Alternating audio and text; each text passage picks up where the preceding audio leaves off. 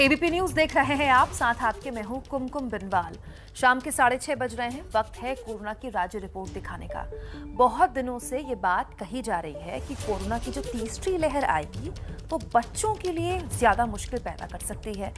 लेकिन महाराष्ट्र के अहमदनगर में कोरोना की दूसरी लहर में ही कई बच्चे इसकी चपेट में आए हैं। बीते मई महीने में इसी जिले में 8,000 से ज्यादा बच्चे कोरोना संक्रमित हुए हैं।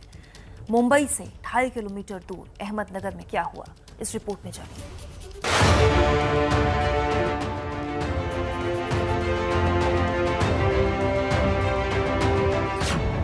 एक महीने में 8,881 बच्चे कोरोना पॉजिटिव।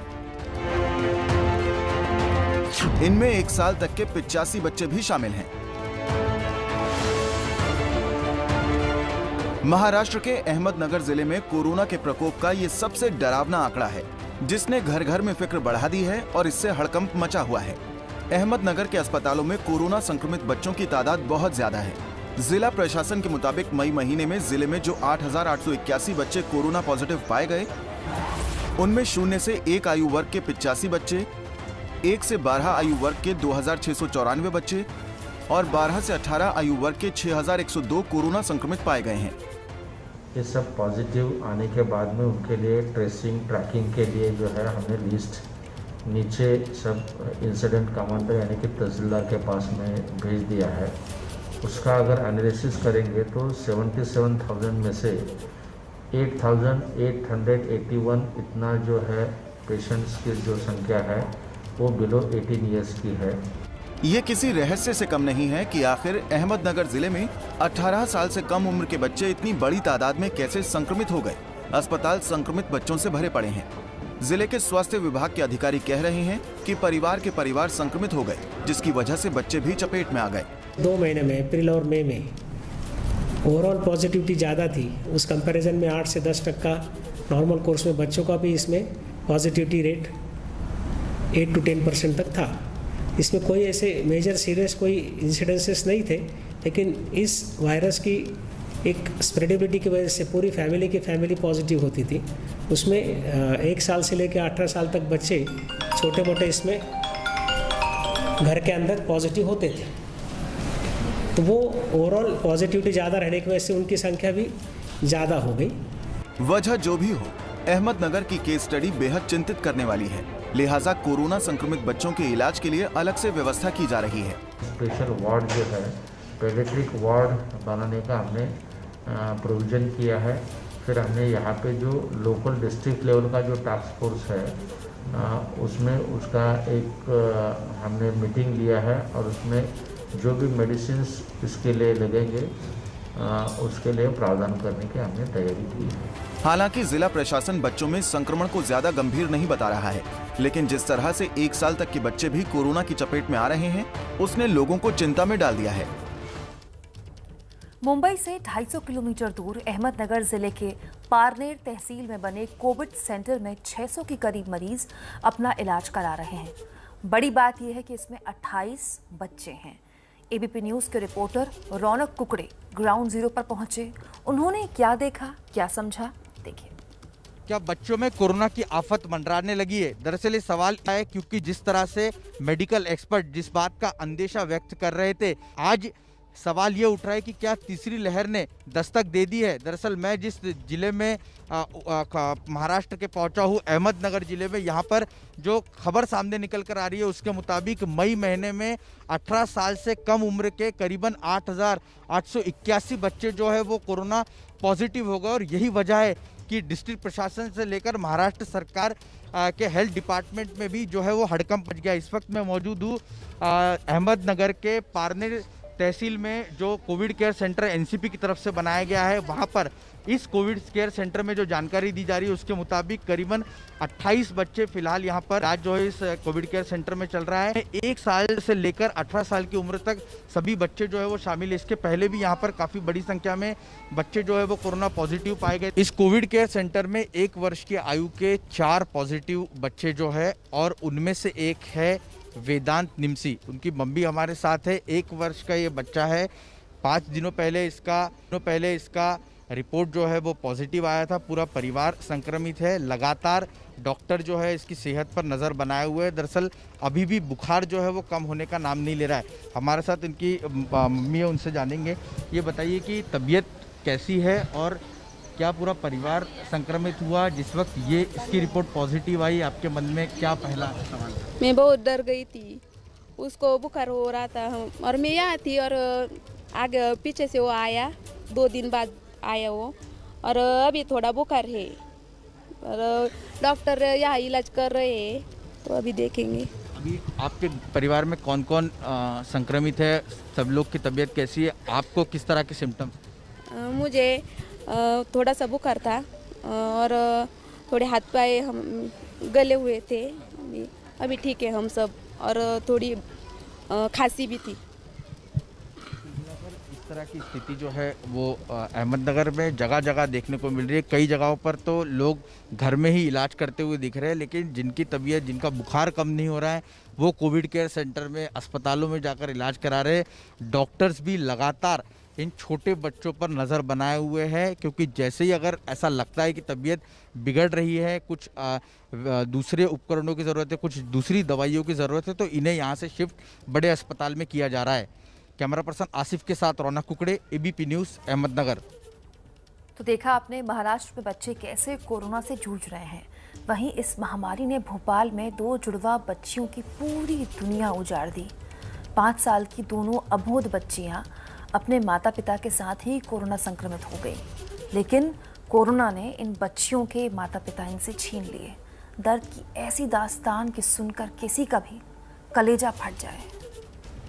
5 साल की इन जुड़वा बच्चियों को इस बात का भी इल्म नहीं है कि कोरोना ने उनके सिर से माँ पिता का साया छीन लिया है। भोपाल की ये दोनों बच्चियां अपने माँ पिता के साथ कोरोना से जंग लड़ी, कोरोना को हराकर लौटी, लेकिन इस जंग में इनके माता पिता छूट गए। भोपाल के अस्पताल में पहले पिता की मौत हुई, फिर उस सदमे से कुछ दिन में इनकी मां ने भी दम तोड़ दिया। अब ये बच्चियां अपने छोटे नाना नानी के पास हैं। उपचार के दौरान मोहन जी की 30 तारीख को डेथ हो गई और उनकी डेथ के बाद इनकी मां भी उस सदमे को बर्दाश्त नहीं कर पाई, तो महज 3 दिन बाद इनकी मां की भी कोरोना से सदमे के कारण मौत हो गई। तब से ये दोनों बच्चियां हमारे पास हैं।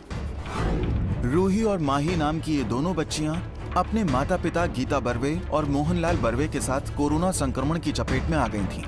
अब हालांकि दोनों बच्चियां उस महामारी से उबर चुकी हैं, लेकिन कोरोना ने इन मासूम बच्चियों की दुनिया उजाड़ दी है।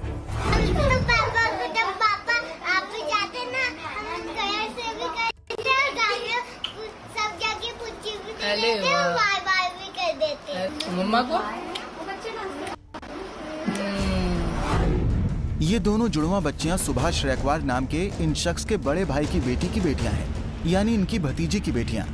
इनके बड़े भाई का देहांत हो चुका है। अब इन बच्चियों की पूरी जिम्मेदारी इनके ऊपर आ गई है। छोटे नाना नानी के लिए इन अबोध बच्चियों को समझाना बहुत मुश्किल है कि इनके माता पिता कहाँ हैं। ज़्यादा याद आती है उनकी, तो दोनों बहुत रोती हैं कि मम्मी की याद आ रही है, पापा की याद आ रही है। बता नहीं पाते हैं इन लोगों को, कि बस यही बता पाते हैं कि हॉस्पिटल में हैं। हम पूरी कोशिश कर रहे हैं कि इनको परिवार का माहौल देने की पूरी कोशिश कर रहे हैं। बाकी मेरे परिवार की तरफ से मैं इनकी जो पढ़ाई है, शिक्षा है, वो पूरी कोशिश करूँगा। अब ये छोटे नाना नानी का सहारा है। इन मासूमों की दुनिया है। रूही और माही की नन्ही आंखों में बड़े सपने हैं। इनके नाना बताते हैं कि एक डॉक्टर और एक पुलिस अफसर बनना चाहती है। एक हमारी जो बिटिया है, दोनों में से रूही माही, एक की डॉक्टर बनने की इच्छा है, एक पुलिस सेवा में जाना चाहती है।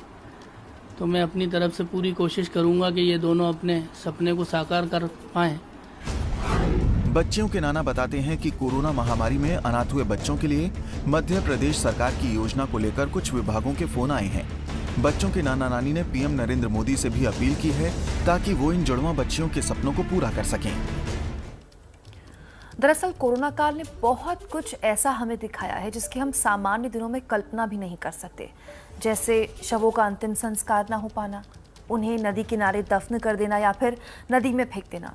लेकिन उत्तराखंड के उत्तरकाशी में तो कुछ अधजले शव बुरी तरह मिले हुए हैं। देखिए।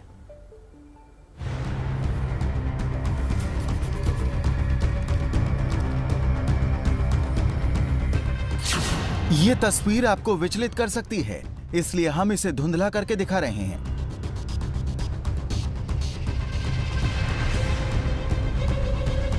उत्तराखंड के उत्तरकाशी में गंगा किनारे बने केदार घाट पर अधजले शवों को कुत्ते नोच रहे हैं। कुछ लोगों ने जब ये देखा तो इसकी शिकायत जिला प्रशासन और नगर पालिका से की। हम कल शाम को पेंटिंग कर रहे थे तो यहाँ पे हमने देखा कि शवों को यहाँ पे प्रॉपर जला नहीं पा रहे लोग, तो इसको ऐसे ही छोड़ रहे हैं, जिससे कि हम 10 लोगों को बहुत सारा नुकसान हो सकता है। बताया जा रहा है कि केदार घाट में कुछ शवों का अफरा तफरी में अंतिम संस्कार किया गया। इससे हुआ ये कि अधजले शवों के कुछ अंग किनारे पड़े रह गए, जिनको कुत्ते नोचने लगे। शिकायत मिलने के बाद अब नगर पालिका ने केदार घाट पर अपना कर्मचारी तैनात कर दिया है, जो कि शवों को जलाने पर निगरानी रखेगा। काफ़ी लोग जो अंतिम क्रिया उनकी की गई धर्मानुसार, तो काफ़ी लोगों के कुछ अंग छूट गए थे, जिनको कुत्ते अपने मुंह में लेके घूम रहे थे, जो मेरे संज्ञान में बीच में आया। तो मैंने या नगर पालिका ने एक निर्णय लिया कि हम एक व्यक्ति को वहाँ खड़ा करें, वो रखें, जो कि पूरी तरह उस डेड बॉडी को जलाए। तो एक वीरदास नाम के व्यक्ति हैं जो गंगा घाट लगातार साफ करते हैं, और वो लगातार केदार घाट में ही रहते हैं, शमशान घाट के पास ही रहते हैं। बहरहाल नगर पालिका का कर्मचारी केदार घाट पर लगातार निगरानी रखे हुए है।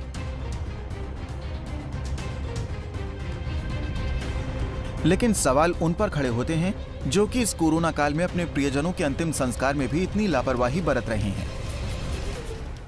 और अब खबर मध्य प्रदेश की, जहां भिंड की तस्वीर है, जहां 3 महीने के बच्चे की मौत के बाद परिवार वाले अस्पताल पर टूट पड़े।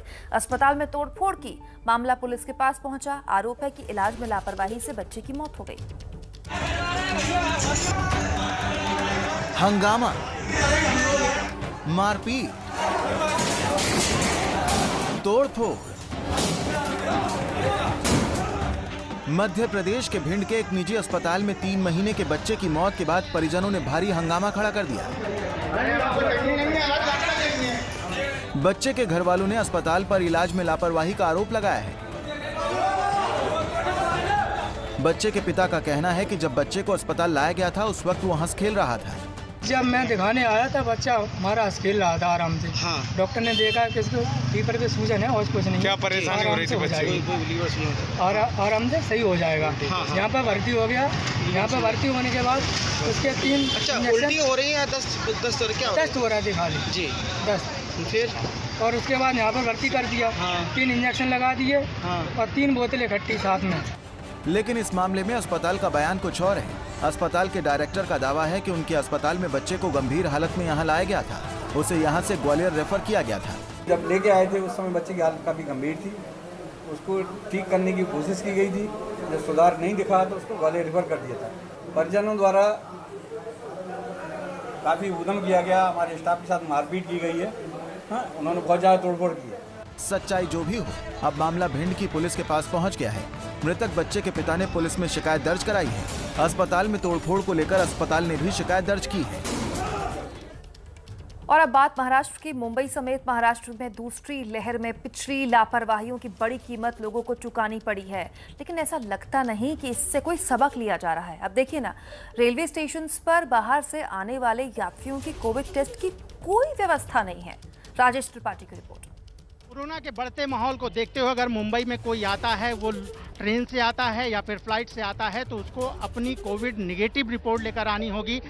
और अगर उसके पास रिपोर्ट नहीं है तो वो स्टेशन पर उसका टेस्ट कराया जाएगा। लेकिन अभी देखिए कि उत्तर प्रदेश से ये ट्रेन आई हुई है और यहाँ पर जिन लोगों से हम बात कर रहे हैं, ऐसा पता चल रहा है कि किसी का कोई टेस्ट यहाँ पर नहीं हो रहा है। यहाँ पे किसी तरह का कोविड टेस्ट वगैरह कराया गया क्या? नहीं, तो नहीं कराया। आपका चाची कोई कोविड टेस्ट हुआ क्या?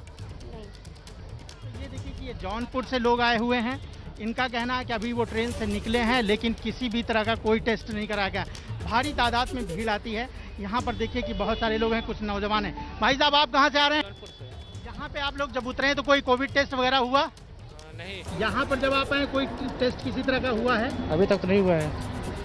आप लोग कोई रिपोर्ट लेकर आए हुए हैं? नहीं। किसी तरह का यहाँ का कोई टेस्ट वगैरह हुआ, कोविड टेस्ट वगैरह कुछ हुआ? नहीं, ऐसा तो नहीं हुआ। वहाँ से करवा करके आए हैं? यस जी।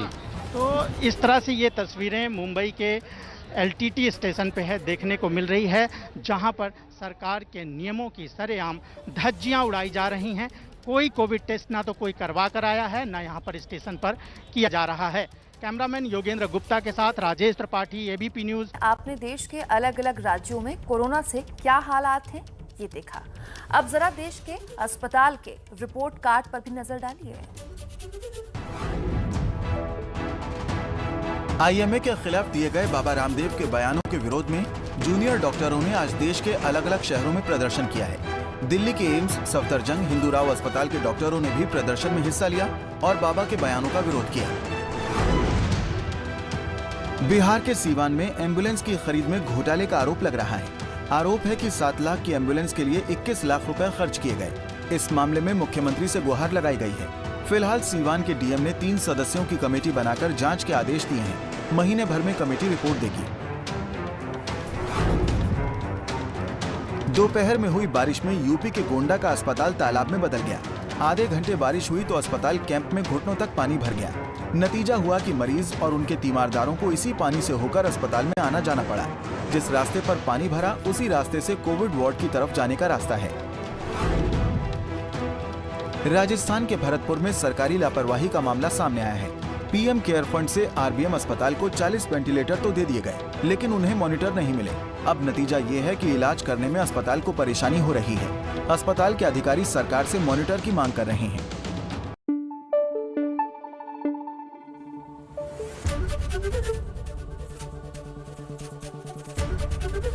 ABP न्यूज आपको रखे आगे।